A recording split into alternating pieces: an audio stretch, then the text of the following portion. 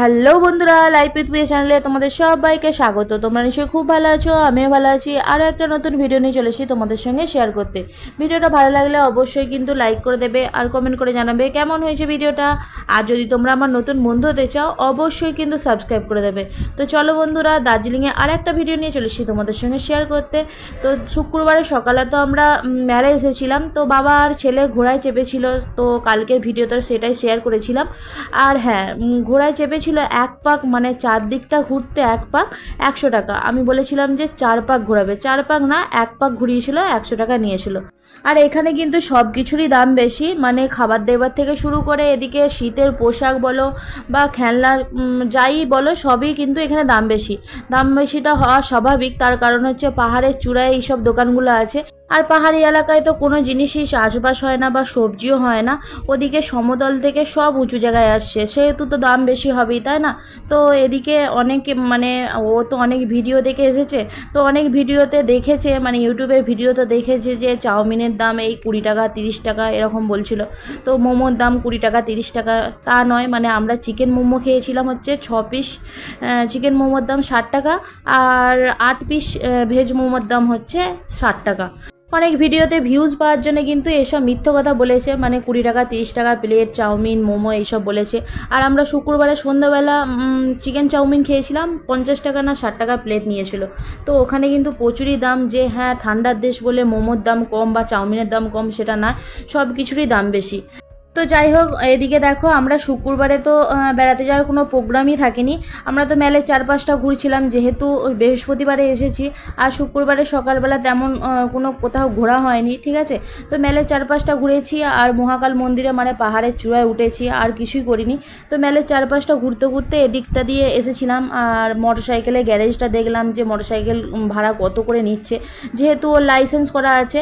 আর ও কথা বলছিল, তো ওদিকে নিচ্ছিল 1200 টাকা, মানে 24 ঘন্টায় 1200 টাকা নিচ্ছিল। তো যেহেতু বাবাইকে নিয়ে গেছি, আবার মানে ছোট ছেলে, আবার পাহাড়ি এলাকা, উঁচু নিচু রাস্তা, আর ম্যাপে না খুব একটা ভালো মানে পরিষ্কার দেখাচ্ছে না রাস্তাগুলো, মানে উল্টোপাল্টা রাস্তা দেখাচ্ছে। তো পাহাড়ি এলাকা বলে খুবই অসুবিধা, সেহেতু মানে আমরা মোটরসাইকেলে যাইনি, মানে মোটরসাইকেলে যাওয়ার প্রোগ্রামই থাকেনি। তো এদিকে আমরা গাড়ি ভাড়াই করছিলাম। তো শুক্রবারে যাওয়ার কোনো প্রোগ্রামই থাকেনি, শনিবারে যাওয়ার প্রোগ্রাম ছিল। শুক্রবারে গাড়িওয়ালাকে বলে আসবো, শনিবারে যাব মানে সকাল থেকে। তো এদিকে আমাদের বেজে গিয়েছিল ওই 11:30 12টা মতো বেজে গিয়েছিল। তো 11টার সময় তো আমরা রেস্টুরেন্টে খেয়েছিলাম, মানে খাবার খেয়েছিলাম, ওই 12টার মতো বেজে গিয়েছিল। তো এদিকে আমরা ঘোরাফেরা করছিলাম, তখন গাড়িওয়ালারা মানে দালালগুলো এসে আমাদেরকে বলছিল যে বেড়াতে যাবি কিনা। আর আমাদের শুক্রবারে কোনো যাওয়ার প্রোগ্রামই থাকেনি, আর ওদিকে ওদের গাড়ি বুকও থাকেনি, যেহেতু অফ সিজনে গেছি। আর সেহেতু না ওদের গাড়ি বুকও বেশি নেই। আর সিজনে গেলে কি হয়, মানে প্রচুর রেট নেয় আর প্রচুর ভিড়ভাট্টা হয়, ঠিক আছে? তো মানে অফ সিজনে গেছি, তো সেই জন্য ওদেরও গাড়ি বুক থাকেনি, আর আমাদেরও একটু যাওয়ার ইচ্ছা ছিল। তো শুক্রবারেই আমরা বেরিয়ে পড়েছিলাম। আর গাড়ি ভাড়াটা কিন্তু কম রেটের মধ্যেই হয়ে গিয়েছিলো, ওই 1800 টাকা মতো নিয়েছিল, 2000 টাকা বলছিল, আর 1800 টাকার মধ্যে হয়ে গিয়েছিল। আর আমরা একদিন গাড়ি ভাড়া করেই কিন্তু অনেক জায়গা ঘুরে ফেলেছি, ওই 8-9 জায়গা তো ঘোরা হয়ে গেছে। শুধু যা টাইগার হিলটাই দেখা হয়নি, মানে ভোরবেলা তো আর যা হয়নি, সেই জন্য আর মানে সূর্যটা পাহাড়ের কোণ থেকে উঠছে সেটা আর দেখা হয়নি। তো যাই হোক, পরের বারে যখন যাব তখন যদি যাই তখন কিন্তু ওইটা দেখার খুব ইচ্ছা আছে। তো বাদ বাকি 8-9 জায়গা অনেক জায়গায় ঘুরেছি, সে তো তোমাদের সঙ্গে সেইগুলো শেয়ার করব। আর আজকে না আমি তোমাদের সঙ্গে শেয়ার করবো হচ্ছে এই যে রোপওয়েটা আর রক গার্ডেনটা তোমাদের সঙ্গে শেয়ার করব। ভিডিও সবগুলো ছাড়লে না অনেক বড় ভিডিওটা হয়ে যাবে, সেহেতু মানে কেটে কেটে তোমাদের সঙ্গে শেয়ার করছি। আর এদিকে দেখো আমরা রোপওয়েতে কিন্তু চেপে পড়েছি। তো রোপওয়েটা আমাদের টিকিট নিয়েছে মাথা পিছু ওই 290 টাকা করে। আর রোপওয়ে চাপতে 290 টাকা নিয়েছে ঠিকই, কিন্তু ব্যাপকই জায়গাটা ব্যাপকই লাগছিলো। রোপওয়েতে যখন চেপেছি, মানে পাহাড়গুলো আর চা বাগান গাছপালা ঘর বাড়ি সব কি সুন্দর লাগছে। আর চারিদিকে যে মেঘগুলো, সেই মেঘগুলো রোপওয়ের মাঝখানে ঢেকে ঢেকে যাচ্ছে, মানে চারদিকটা শুধু কুয়াশার মতো দেখাচ্ছে আর কি, মানে ঢেকে আছে। তো ব্যাপকই দেখতে লাগছে, তোমরা শুধু দেখো কি সুন্দর।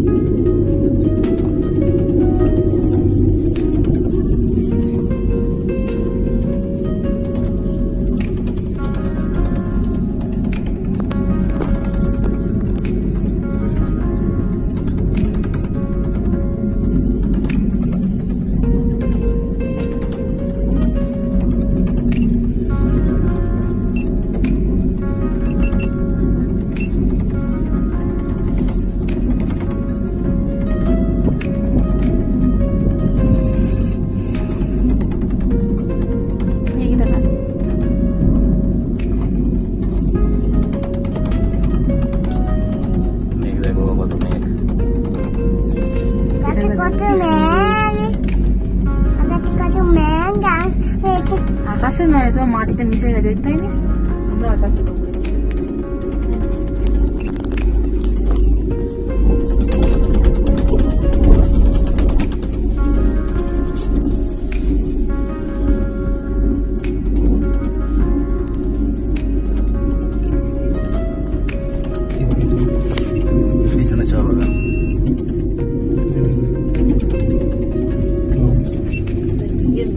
যাচ্ছি দেখো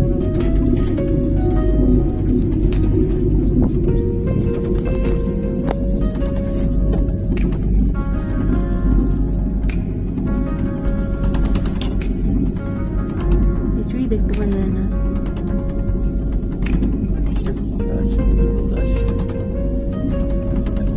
বাবা বেশি লড়াই নেই, মোবাইলটা টপাস করে নিচে পড়ে পড়ে।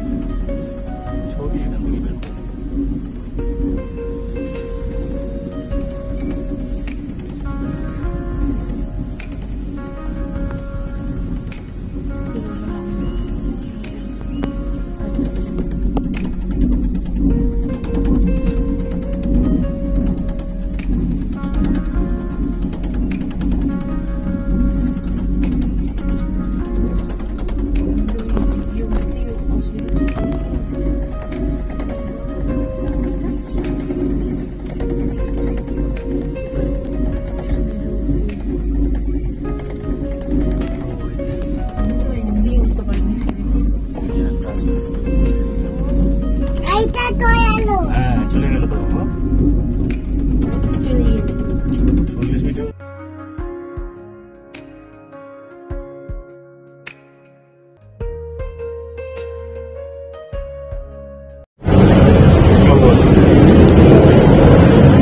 ওকে ধরে নাও, চলো চলো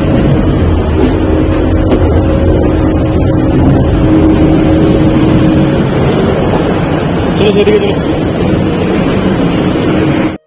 আর রোপওয়েতে যখন চেপেছিলাম প্রচুরই আনন্দ হচ্ছিল, আর যখন নেমে পড়লাম তখন কিন্তু প্রচুরই খারাপ লাগছিল, মানে এত খারাপ লাগছিল কি বলবো। তো যখন চেপেছিলাম ওদিকে দেখলে কি সুন্দর আমাদের প্রকৃতিটা, তো চারিদিকে পাহাড়, আকাশ, মেঘগুলো যেন রোপওয়ের ওপর দিয়ে ঢেকে ঢেকে যাচ্ছে, এত সুন্দর লাগছে। তো গাছপালা, ঘর বাড়ি, প্রচুরই সুন্দর জায়গাটা লাগছিল। এদিকে কিন্তু আমরা রোপওয়ে থেকে নেমে পড়েছি, নেমে এখন এই যে গাড়িতে আছি আর এখন যাচ্ছি রক গার্ডেনে। আর পাহাড়ি এলাকায় কি হয় জানো তো, এদিকে দেখো কেমন বৃষ্টি হয়েছে, মানে প্রচুরই বৃষ্টি হয়েছে, আর এখন এই যে রোদ উঠে গেছে। আর যখন আমরা রোপওয়েতে উঠেছিলাম তখন তো দেখতেই পেলে, মানে কোথাও কোথাও ছাওয়া আর কোথাও কোথাও মেঘ জমেছে, মানে বৃষ্টি হচ্ছে কোথাও কোথাও, আবার কোথাও কোথাও রোদ উঠেছে। তো ব্যাপকই জায়গাটা। আর এদিকে দেখো কথা বলতে বলতে কিন্তু আমরা রক গার্ডেনে চলে এসেছি। তো চলো, এখন চারিদিকে শুধু চা বাগানই দেখতে পাবে, তো চলো দেখো।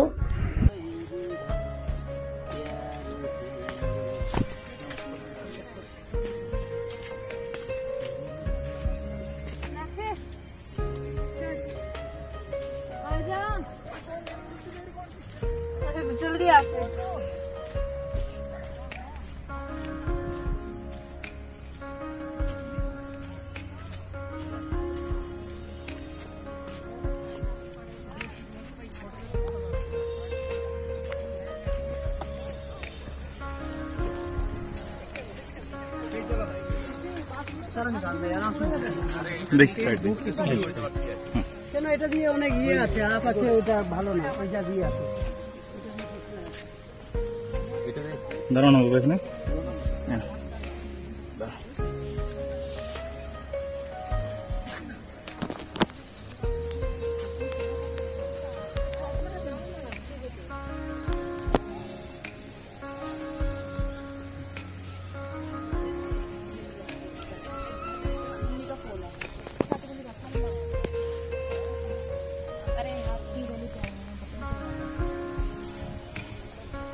রক গার্ডেনে এসে কিছুটা ভিডিও করছিলাম আর ছবিও তুলছিলাম। আর এখানে দেখতে পেলে চা বাগানে হাত দিলেই 500 টাকা জরিমানা, তো চা পাতা তোলা যাবে না। তো চলো এখানেই ভিডিওটা শেষ করছি, কালকে একটা নতুন ভিডিও নিয়ে চলে আসবো তোমাদের সঙ্গে শেয়ার করতে। Tata, bye bye.